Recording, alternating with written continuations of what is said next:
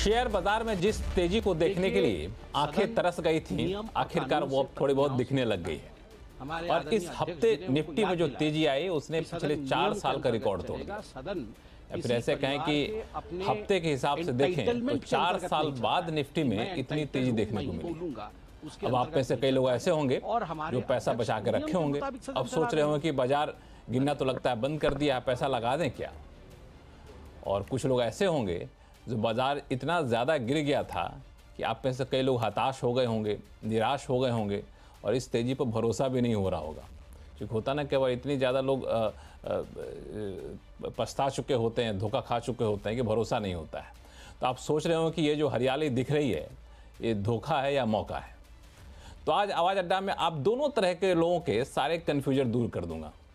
नमस्कार, मैं हूं लक्ष्मण राय और मैं इसलिए भरोसे के साथ कह रहा हूं कि कन्फ्यूजन दूर कर लूंगा क्योंकि हमारे साथ है विशेषज्ञों का एक खास पैनल, जिसमें पाइपर सरिका के फाउंडर और फंड मैनेजर अभय अग्रवाल साहब हैं, रोहा एसेट मैनेजर्स के इक्विटी हेड दलजीत सिंह कोहली साहब हैं, इक्विंटिस रिसर्च एंड रैंकिंग के CIO जसप्रीत सिंह अरोड़ा साहब हैं और हमारे खुद के CNBC आवाज़ के मैनेजिंग एडिटर अनु सिंघल साहब हैं। तो आप सही मेहमानों का बहुत बहुत स्वागत है हमारे शो में। और सबसे पहले मैं चलूंगा अभय अग्रवाल साहब के पास, जो पिछले कई एपिसोड के बाद हमारे साथ जुड़ रहे हैं। अभय जी नमस्कार, कैसे हैं आप? आज आपका चेहरा कुछ ज़्यादा ही चमक रहा है। आपने कुछ लगाया है कि शेयर बाजार का असर दिख रहा है? नहीं, लगाया कुछ नहीं है। शेयर बाजार की जो तेजी है, जो चमक है, आई थिंक वही सब मार्केट पार्टिसिपेंट्स के शक्ल पे रिफ्लेक्ट कर रही है। हाँ, इसलिए मैं देख रहा हूँ सारे लोग यहाँ पे काफ़ी ज़्यादा खुश नज़र आ रहे हैं। इनफैक्ट मैं भी जब आ रहा था शो करने के लिए तो मैं सोच रहा था क्या पहनूं, तो लाल टाई दिखी पहले, तो मैंने कहा ना आज तो लाल पहनना ही नहीं पहनना। तो जबरदस्ती ढूंढ के निकाला ग्रीन जैकेट, वो पहन लिया मैंने कि आज अब बाजार पे किसी की नज़र नहीं लगनी चाहिए, तो ग्रीन ही रखी जाए। क्या माना जाए, अब वो टेंशन सारे दूर हो गए, अब हरियाली आई जाएगी, स्टेबल है, क्योंकि लोगों को अभी भरोसा नहीं होता कई लोगों को। नहीं, देखिए, हमारा जो गाइडेंस है पिछले 2 महीने से वो यही है कि दो चीजें चेंज हुई लक्ष्मण जी। एक तो फंडामेंटल लेवल पे देखें तो जो भी हमारे रीसेंट चैनल चेक्स जो हम करते हैं डिस्ट्रीब्यूटर्स के पास, रिटेलर्स के पास, उसमें एक जो हमने देखा था वीकनेस कंजम्पशन में जनवरी तक भी जाती हुई, वो रिवर्स हुई है। मार्च के महीने में डिस्काउंटिंग कह लें या जो भी कह लें, उसकी वजह से जो चैनल में इन्वेंट्रीज थी, मैं बात करूंगा ऑटोज की, TV, consumer electronics, paint, polish, इन सब में इन्वेंट्री कम हुई है। तो चैनल में इन्वेंट्री लीन है। दूसरी तरफ जो बैंक्स और NBFCs हैं जिनके कलेक्शन रेशियोज काफी गिरे थे पिछले क्वार्टर में, उसमें भी थोड़ी इंप्रूवमेंट है। मैं नहीं कहूंगा बहुत ज्यादा इंप्रूवमेंट है, पर इंप्रूवमेंट है।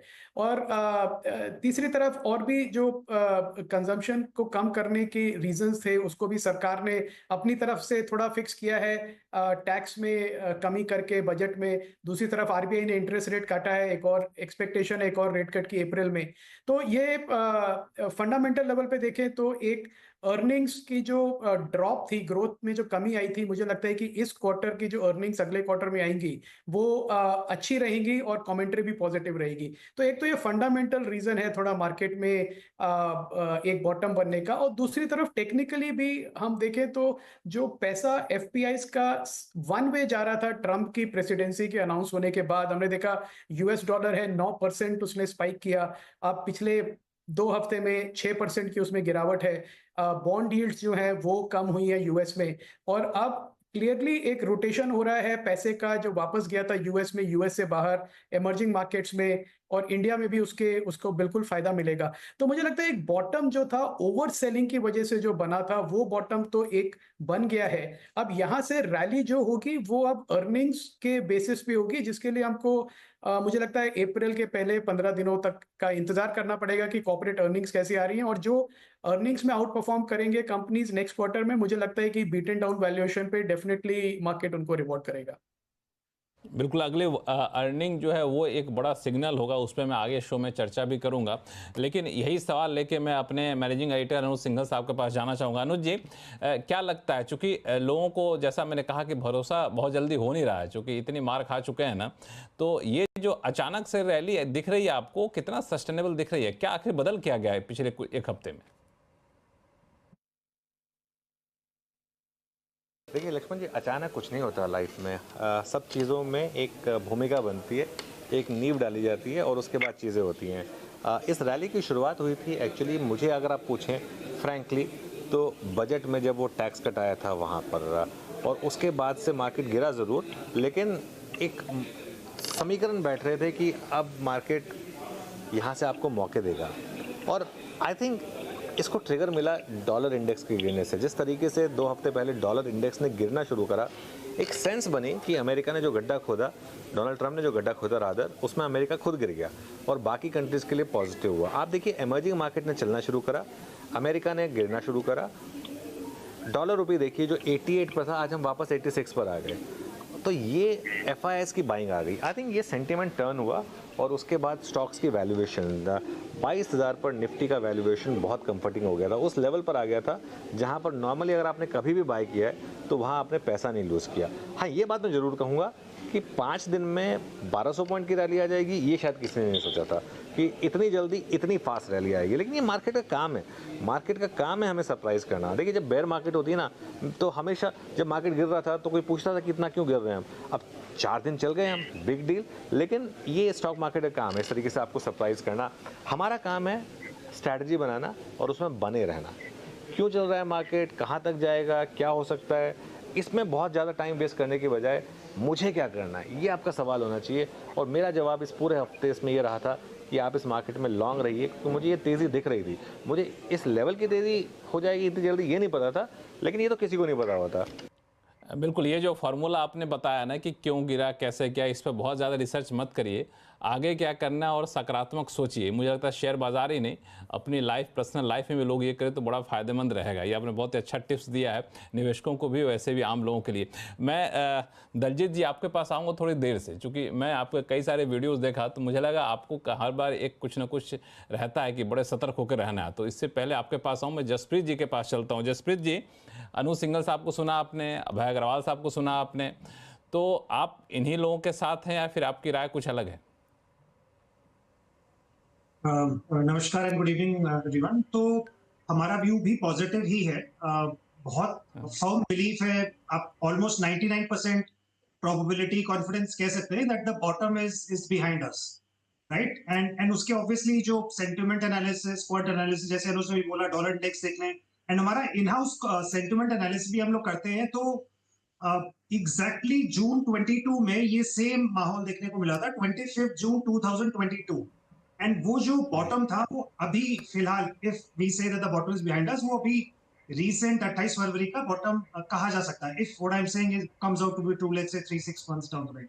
तो सेंटिमेंट एनालिसिस हमारा ये कहता है कि बहुत ज्यादा मंदी, बहुत ज्यादा बेरिशनेस हो गया था, एंड एक पॉइंट के बाद तो obviously market will take a bottom and it will go up, right. And उसका मतलब क्या है, उसमें उसका मतलब है कि 88% of the stocks were in a bearish zone, जैसे 200 DMA बोल सकते हैं आप, whatever DMA is that you calculate, we have our own analysis, that is one way, right. The other is dollar index.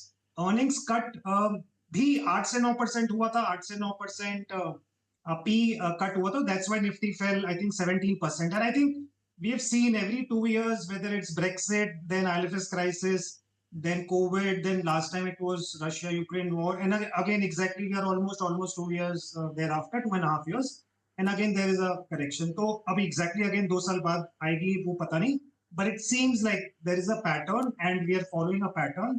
And if all things go parallelly, which is fundamentals, the quant, the sentiment, and volatility and the FI flows, if they pick up, I think very high confidence that we are well behind the bottom. अब कितना जल्दी हम वापस पहुंचते हैं 26,200 तक और and beyond, that's I mean अभी उसमें 3 महीना भी लग सकता है, 6 महीना भी लग सकता है, 1 साल भी लग सकता है, but very and just another point, volatility index आप देखें, बहुत क्लोजली फॉलो करें, 13, 14, 15, 16, 17, 18 की रेंज में रहा है।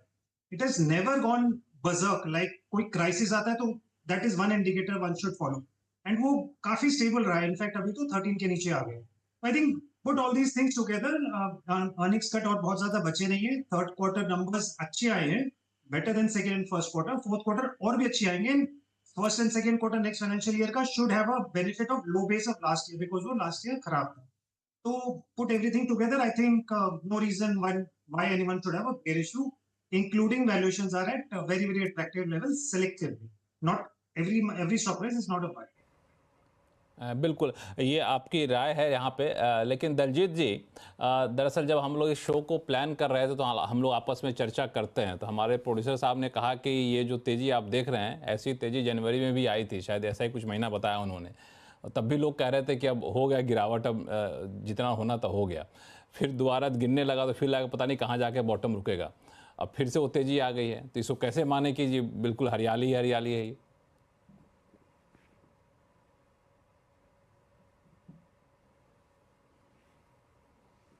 लक्ष्मण जी, आपकी दलजीत आवाज, जी। हाँ सॉरी, आपकी आवाज बीच में कट गई। मैं आगे नहीं सुन पाया। आपने कहा कि हाँ कैसे माने हरियाली ही है। हाँ, हाँ, बिल्कुल। जी, बस तो यहीं तक देखिए, बोला था मैंने। Okay, great. So Lakshman ji, देखिए, एक तो पहले एक ब्रॉड सेंस में हम बात करें तो हमने पिछले दो बारी, दोनों महीने में, जनवरी फरवरी में कुछ नोट्स भी लिखे और सबको एक ही बात बोली कि भाई ये जो ब्रॉड व्यू लेना ना कि पूरी मार्केट एक साथ खराब हो गई और पूरी मार्केट एक साथ सब अच्छा हो गया, ये दोनों तरफ से मिसनॉमर है। हाँ, हमारे बहुत सीनियर फंड मैनेजर्स ने भी बात किया। पूरी मार्केट 40 टाइम मल्टीपल पे मिड कैप चल रहे हैं, स्मॉल कैप 50 टाइम पे चल रहे हैं। हमारा पोर्टफोलियो तभी 20 टाइम पे था। तो हमने दिखाया कि देखो भाई किधर 40 टाइम पे चल रहे हैं। पोर्टफोलियो में अगर आप बनाना चाहते हो तो 20 वाले भी मिलते हैं, 50 वाले भी मिलते हैं, 100 वाले। ये आपके ऊपर है, आप कैसा पोर्टफोलियो कंस्ट्रक्ट करते हो। तो एक अगर मिड और स्मॉल कैप स्पेशली अगर हम बात करें, जहाँ पे 4,000 से 5,000 कंपनियां हैं इन्वेस्ट करने के लिए, ये बोलना कि सब एक साथ महंगी हो गई, सब एक साथ सस्ती हो गई, ये दोनों गलत होगा। समझना, अब India, luckily for last many years, 50 60 years, it has always been stock pickers market। आपको पैसा बनाना है तो स्टॉक पिकिंग से ही पैसा अच्छे से बनता है। फिर भी हमें एक ब्रॉड व्यू लेने के लिए, एक ओवरऑल मार्केट का पर्सपेक्टिव लेने के लिए, टॉप डाउन अप्रोच के लिए बोलना पड़ता है कि मार्केट अभी तेजी में है कि मंदी में है, हम क्या विचार बना रहे हैं उस हिसाब से।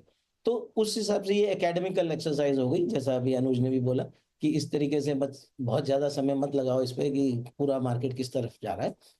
आप अपने स्टॉक, अपने सेक्टर पे ज्यादा ध्यान दोगे तो शायद अच्छे से अपना पोर्टफोलियो कंस्ट्रक्ट कर पाओगे। अब जो आपका सवाल है कि ये तेजी को हम कितना सस्टेनेबल तेजी माने, मेरा भी यही मानना है कि काफी बड़ी जो एक कॉन्फ्लुएंस ऑफ नेगेटिव फैक्टर्स थे वो सब प्ले आउट हो चुके हैं। तो पिछले 2 महीने में हमने देखा एक साथ काफी चीजें आ गई। कॉर्पोरेट अर्निंग खराब हुई, मैक्रो पिक्चर खराब हुई, डॉलर इंडेक्स ने अपना काम किया, ट्रम्प ने अपनी टैरिफ वगैरह की बात की। तो इस सब चीजों का मिला, प्लस वैल्यूएशन जो सबसे बड़ा कंसर्न था, 3 साल से हम एक तरफा तेजी में चल रहे थे, तो वो एक मार्केट को ट्रिगर चाहिए था, एक रीजन चाहिए था, एक रियलिटी चेक करने का, वो मिल गया। तो एक बहुत बड़ा हिस्सा हमारा जो करेक्शन का वो ओवर हो गया।